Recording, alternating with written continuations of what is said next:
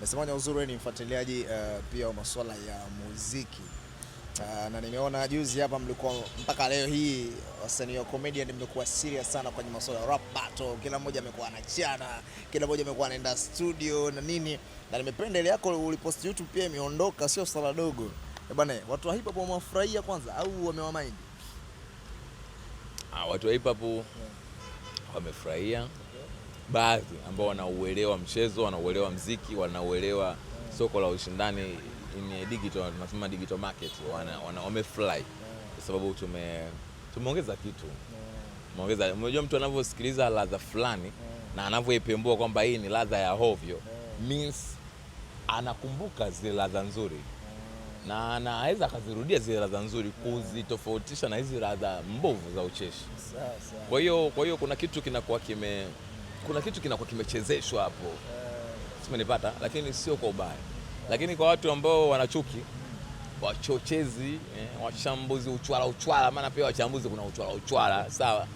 Ndio wao unakuta wanaibuka, comedian hip hop haitakiwi kuguswa. Hip hop haitakiwi kuguswa kivipi?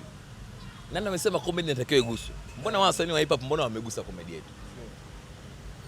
Maana kibao tumekuwa tukiangalia machapisho ya Roma. Unajua Roma mbona kama comedian? Mbona kama brother tunamheshimu? Mbona kama comedian? Haya, Lui ni msanii mkubwa mno, mzuri mno wa Bongo Flava. Mbona amekuja amegusa comedy yetu? Na anaenda kwenye posti za Lui. Tupo mle, tunamsupport brother, tunacheka, tunaenjoy. Kwa hiyo mtu anaruhusiwa kugusa chochote. Imradi tu akidhalilishi, akitukanishi, akipotoshi. Simenipata. Kwa hiyo na hii kwenye hii kupitia hii rap battle, mbona kuna comedians mbona wamefanya wonders mpaka wenyewe marappers mpaka wenyewe wanashangaa. Wewe nani amekushangaza? Nani amekushangaza? Kwenye kushangaza nani? Kwenye kuchana. Mimi ndo nimewaburuza. Mimi ndo naburuza. Yoyote ambaye unasema kwamba ameniburuza, kaandikiwa. Yoyote kaandikiwa. Shafikiwa na Levani. Kweli? Nani tena utanitajia? Wameandikiwa. Mimi nimeandika mwenyewe. Kidege Saidi. Sasa mle hamna nyimbo mbovu. Hamna nyimbo mle. Ambayo imeshtua ilikuwa ni ile ya Shafi. Na ndio hiyo kaandikiwa. Mnipata. Ndalo na usanii ndani yake. Kwa hiyo siwezi kushangaa. Waga na rap tu vizuri. Mnipata, lakini ameonekana kawaida kwa sababu yeye anapenda muziki. Lakini mimi ndio ambavyo nimekuja nimerap. Nimenata na beat, nimechamba umbea mle, hivyo ndo diss track ndo inabidi iwe vile. Inakuwa ina ucheshi, inavutia mtu achoke kusikiliza. Ndio maana sivyo kwenye hiyo career, lakini nimepata numbers zaidi hata ya waliopo kwenye hiyo career. Yeah. Kuliko ma-hip hop wenyewe. So ma-hip hop wenyewe baadhi. Nataka unifarakanisha tena na watu. Kwa maana hawa wachekesha, wao ndio wanaongoza kwa kununa, kwa kupiga watu mikono. Unajua kuna swali nilikuwa najiuliza. Kwa jinsi ambavyo hip hop inaonekana inafuata sana misingi na jinsi ambavyo comedian wameamua kuivalia njuga. Sasa hapa kuna comedian mmoja atakuja jichanganya kwenye mikono ya wakubwa, hapa atakuja ile mikono. Sasa unajua ni mkono, unajua unakujaje mkono? Mkono unakuja ile dharau. Labda nene umesifiwa kidogo. Unaanza kuona kama watu ambao wapo kule wafanye chochote au hawaje kufanya kitu. Hapa lazima upige mkono. Unajua tena na nyinyi bwana, nyewe wauliza maswali bwana. Maswali mchokonoko. Bwana, umefanya kitu ambacho hakiji kufanyika Tanzania. Kweli nimefanya ndio. Bwana, unazungumzia nini kaka zako? Wajipange, hapo ni nini? Hapo ndo nimeingia. Wewe ndo umeingia wapi? Wewe utagongwa wewe. Unajua hata misingi. Sasa sijajua kama Javi flow zake, unajua kuna namna ameona kwenye hip hop amewakanyaga wewe. Sio zake sana Levani. Zile anasema ni flows lakini amechora mwenyewe. Nenda kwenye page ya Shafi sasa hizi. Utakuta pale anamshukuru Levani. Levani yule. Chui. Sio yeye. Na unajua alivyotoa tumeka sana. Mimi nikashanga. Mpaka nikampost hadi picha. Nikasema, "Hivi wewe ni comedian au umejificha wewe?" Na Kenya kanaficha tu hivi. Mimi.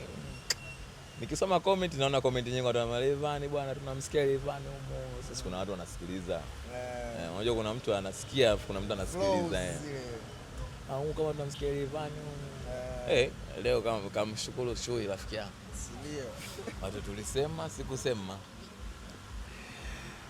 Doma sana Mr. Mwanya.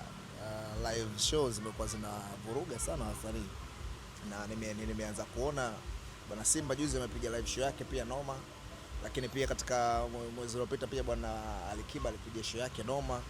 Kwenye mambo ya live haya Mbosso naye balaa sana. Kwenye mambo ya live pia wapo baadhi ya wasanii wengi ambao wanafanya, lakini kwenye siku moja Mr. Mwanya, Diamond ana show yake live, Alikiba ana show yake live, Mbosso ana show yake live, let's say Harmonize ana show yake live. Wewe unaenda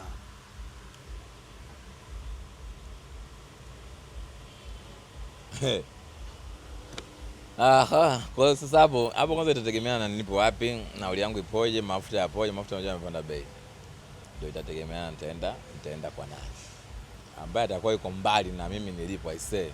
Hata kama anafanya vizuri kwenye live, mimi hapana.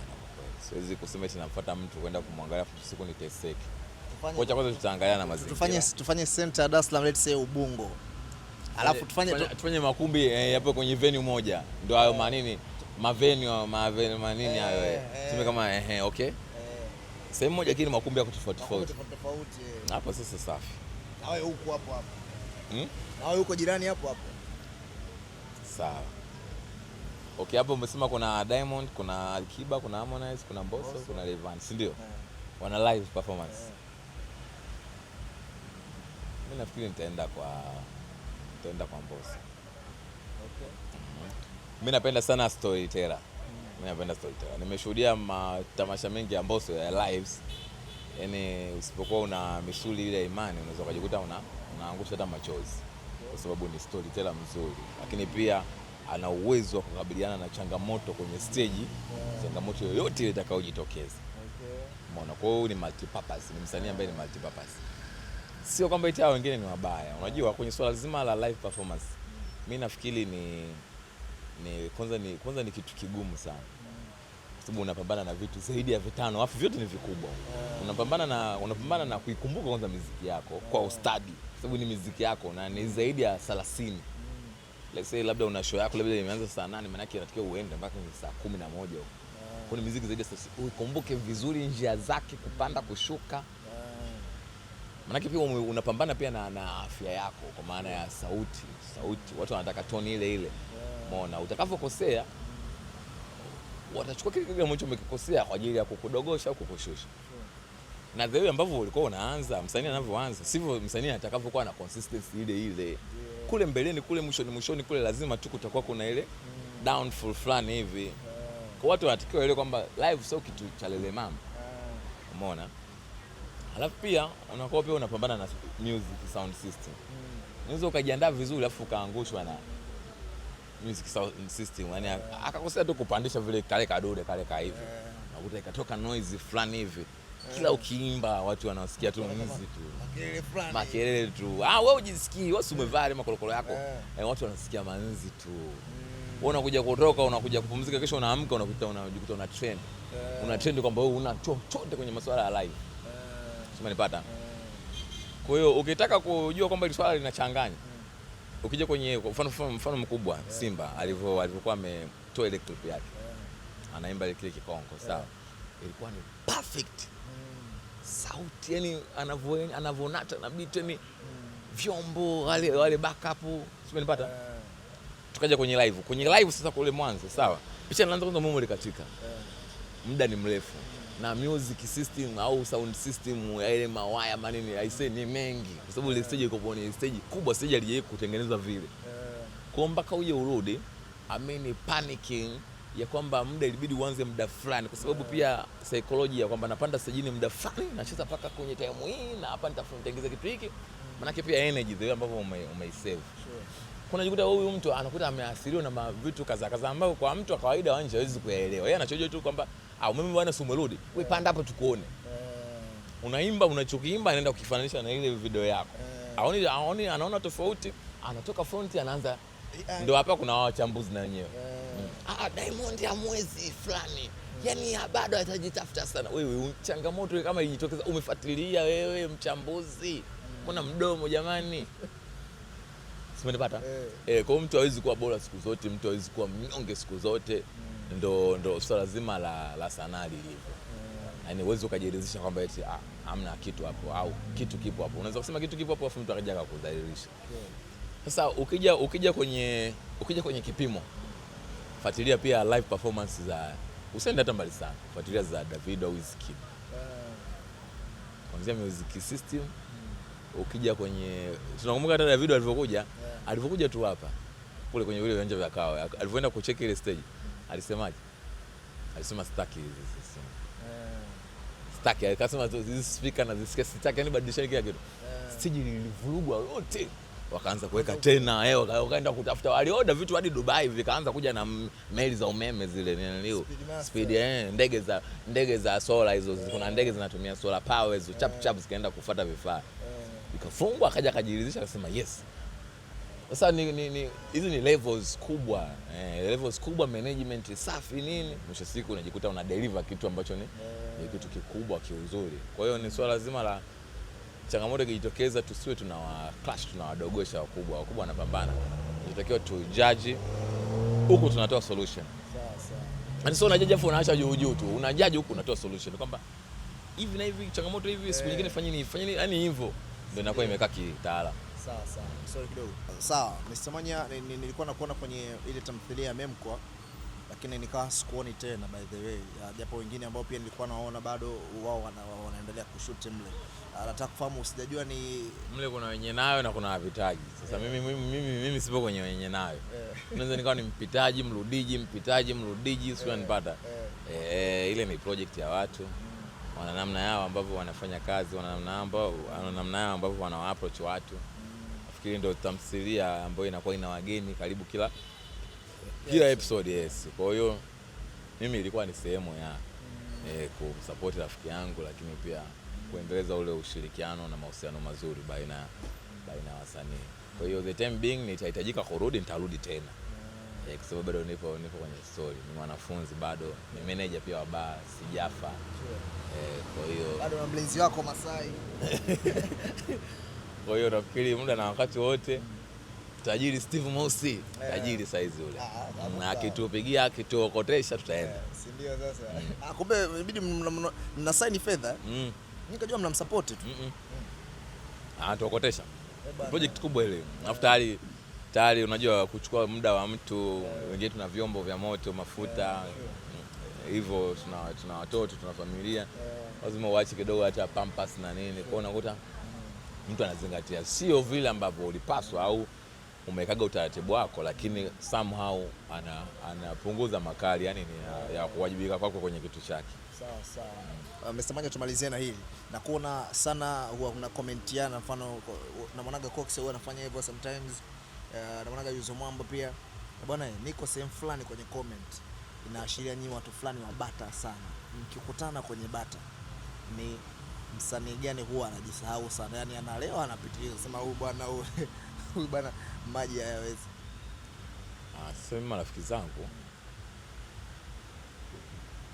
zangu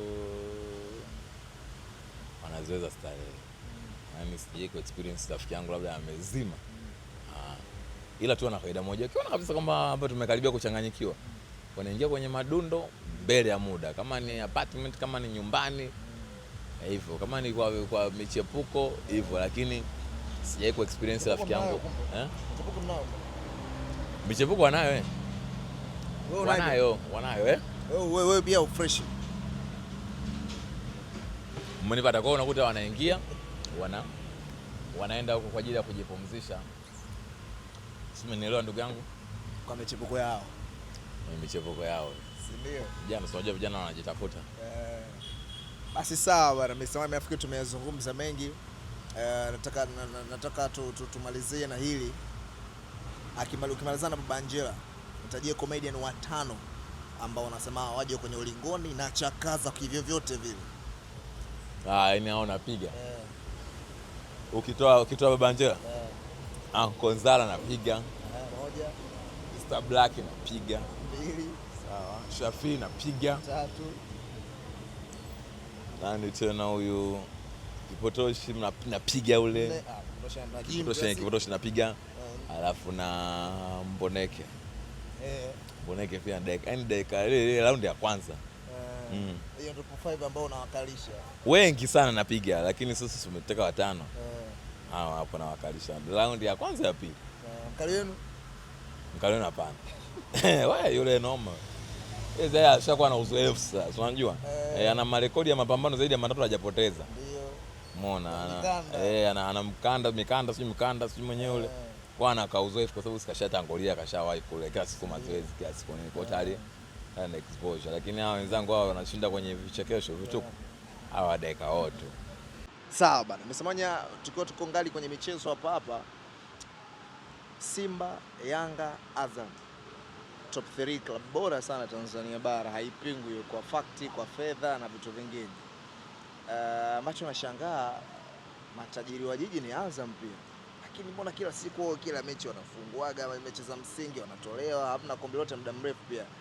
Wewe mmoja ungekuwa tajiri wa Azam pale ungefanyaje kuhakikisha Azam at least inapata kombe chochote? Maana muda mrefu. Okay, sasa kwenye swala la Azam kwenye uwekezaji tajiri yao wamenyoka. Yaani kiasi cha kwamba ni miongoni mwa timu ambayo pia inalipa vizuri. Academy, yani facilities wamejipata kwa kweli. Sasa kwenye swala zima la kuchukua makombe hapo kidogo haimaanishi ni ukishakuwa tayari una hizo facilities una utajiri eti unachukua tu makombe kila rahisi. Lazima kuna namna upite, msasa upite mpaka unakuja unalichukua kombe unasema kweli. Kwa wapo kwenye kipindi cha mpito au tunasema hapo kwenye transition period. Baada ya miaka kama 6, 7, 8 wanaweza wakaambulia kikombe chochote. Hata changa wa jamii. Sio kipindi hichi yani hii Yanga ni mpaka 2030. Yanga ni mpaka 2030. Hii tuko 2026. Mpaka 2030. Ni kuchukua kombe back to back. Baada ya hapo sasa ndio tutajua tunampa nani, tunamshikisha nani kwanza mara moja afu tuendelee tena. Tunaenda na miaka 5. Kwa hiyo ni kama pia Ulaya tunaona Atletico namna ambavyo wanapambana kulichukua taji la ligi kuu lile. Achilia mbali ya Makopa del Rey. The same to Azam nafikiri vikombe vingine nafikiri kashaye kuchukua. Sijui Mapinduzi sijui muungano hajawahi hata kukambulia hata moja. Lini? Unaona kumbukumbu? Niliona kuna kombe hivi ameingia mara moja yani nimeona kuna ile aliposti nini yule mchambuzi wa masuala ya michezo. Kuna kakombe alikaambulia. Watu tulikuwa tumejisahau. Akapita nako. Umeona? Tunaweza tukaona pia mapinduzi ya ligi kuu England pia. Ilikopo ni imezoelekaga tu ni Manchester United, Chelsea, Liverpool, Arsenal. Lakini eruption of Man City tulikuja tukaona. Alipambana mwisho siku akaja akaweza na yupo kwenye system. Kwa hiyo ni swala la muda. Nafikiri kama nilivyoweza kusema baada ya miaka 6, 7 tunaweza tukamwona Azam kwenye nafasi za juu au kama sio nafasi hata ya kuambulia, sio kuchukua vikombe. Naomba nielewe. Kuambulia. Unakuta kuna kombe labda nini si bonanza la kuchangia damu unakuta akapita nalo. Unanipata vizuri. Vikombe fulani uchwala. Ndio. Bwana umehitaji Arsenal hapa. Alafu wewe ni shabiki wa Madrid na Chelsea. Yanga. Tunaanza Taifa Stars, Yanga. Chelsea. Real Madrid. Ufaransa. Kwa Afrika hapa. Kwa Afrika na Tanzania. Kwa Afrika ngoja nirudi kwenye Tanzania kwanza. Sawa. Uko kama shabiki wa Chelsea, japokuwa nanyi sasa hivi shughuli yenu kidogo nzito. Sidhani kama mtashiriki UEFA kipindi cha mpito. Sawa. Japokuwa ni mabingwa wa dunia. Unaona kuna nafasi yote ya Arsenal kuchukua bingwa? Arsenal kuna nafasi kubwa sana ya Arsenal kudhalilishwa. Mimi kama ningekuwa shabiki wa Arsenal, ningeomba leo na Atletico phase 1 tupigwe goli 2, phase 2 tutoe draw afu tuage mashindano. Kwa nini? Kwa sababu ya timu zilizobaki ni very giant teams afu hazichekeshi. Alafu falsafa zao za ushambuliaji zina nguvu balaa. Ujue wakati tunapoteza ile combination ya MSN Messi, Suarez, Neymar na BBC Bale, Cristiano na Benzema, tulijua tutachelewa kupata combination tena za utatu hizi. Kuna combination tena ilikopo ya Mohamed Salah, Sadio Mane na nani na Firmino. ikaondoka. Kwa hiyo tulijua tutachelewa, lakini mzee tayari vitu vishajipa huko Bayern Munich. Kuna ile Olise, Kane na Diaz. Kule PSG kuna yule jina gumu nani yule Chavanese namba 7 mgongoni. Yule anakaa Dembele afu anakaa na nani huko? Anakaa na Due. Hiyo combination ni mzuri kukutana nayo. Yaani umejichanganya ni 7 8 9. Uliza Chelsea, uliza ama Tottenham, uliza. Umeona? Kwa hiyo Arsenal sioni kama Arsenal ana nguvu ya kuwazuia PSG endapo atafuzu au ya kuwazuia Bayern Munich endapo atafuzu. Umenipata? Jana tuliweza kuona nusu finali ya kwanza kati ya Bayern Munich na PSG, tukaweza kuona goli 9 ndani ya dakika 72. Yaani mpaka tunafika dakika 72 mtu kashakula chuma 5 kwa 4. Unaambiwa kwenye historia ya soka huenda huo katika zile mechi 10 bora kwa kushuhudiwa, ni mechi unakuta inahisia ina kuanzia dakika ya kwanza hadi dakika 90. Mechi yani inaekaeka. Basi hiyo ilikuwa kwenye mechi ni noma. Sasa hisi Arsenal katoka kufungwa na Southampton. Kushangaza. Si mabuno mouse si manini, yani hamna chochote kaka anaweza akafanya.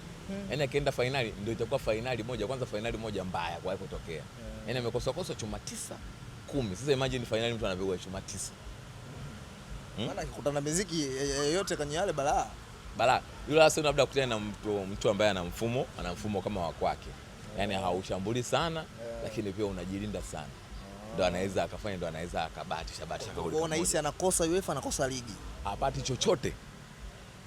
Si ndio makombe alikopa anasema anachukua makombe 4. Makombe 4, makombe mawili kashapoteza, bado UEFA bado na ligi. Sasa kule kwenye ligi yule akishashinda kipolo chake, goal difference ni yuko juu Man City. Sio unanipata? Kashachukua hapo Man City. Huko kwenye UEFA yani kwenye UEFA ndio hawezi kabisa kuchukua. Kesi cha kwa nguvu. Sawa. Wamesema shukrani sana ndugu yangu. Shukrani. Ndio. Bana, bado tuko Jazo Fast Food Tabata Bima hapa. Tumetoka kuzungumza mengi sana na mkubwa Mr. Mwanye hapa na mengi natumai utakuwa umeweza kuyafurahia vya kutosha. Mnaitwa Mr. Mamen bana, huko nyuma ya kamera ambaye anahusika na swala la kuongeza maapeche ya masuala ya kupunguza ISO, imefocus in imefocus out, anaitwa Riziki Bwana. Pita kupitia mitandao yake ya Instagram Riziki Bwana, pia ukipita Facebook Riziki Bwana, ana TikTok pia @Riziki Bwana. Hii ni 96 Link pamoja na Bongo Plus TV. Tuko Jazo Fast Food. Fika hapa Tabata Bima upata juice tamu kama hii, misosi ya kutosha. Kama utembei na cash wanalipa namba hapa. Till next time.